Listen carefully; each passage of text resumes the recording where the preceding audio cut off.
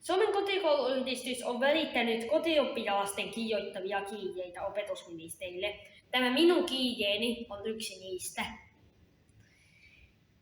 Hei Anders, olen 11-vuotias Alma Saaristo. Olen ollut kotiopetuksessa alusta asti. En ole ollut peruskoulussa, mutta olen ollut lapsia päiväkodissa ja se ei ole ollut mukavaa minulle. Päiväkodissa oli liikaa melua ja minun korviin sattui. En pystynyt keskittymään silloin. Oli häiritsevää, että siellä paljon kytättiin, teekö sitä mitä pitäisi, ja silloin en pystynyt tekemään oikeastaan mitään.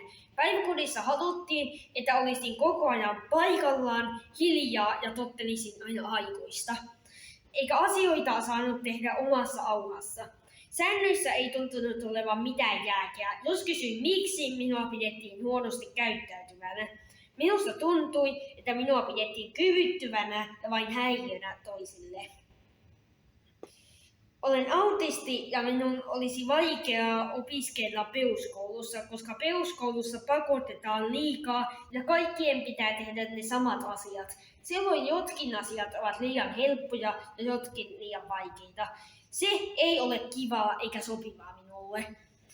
Haluan opiskella kotiopetuksessa, koska kotiopetuksessa voi opiskella asiat omaan tahtiin ja itselle sopivalla tavalla. On enemmän aikaa syventyä asioihin ja keskustella yhdessä niistä.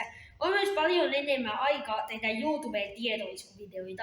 Voit käydä katsomassa niitä kanavalta Faktafocus Suomi YouTubesta.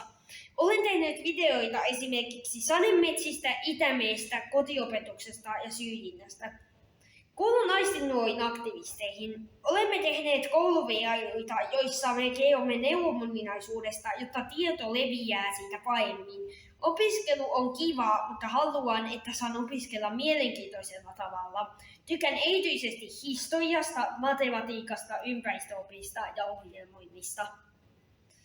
En halua mennä peruskouluun. Haluan, että kotiopetusta ei kielletä Suomessa ja että muissa kunnissa olisi yhtä hyvä tutkiva opettaja kuin Turussa. Terveisin Aamas.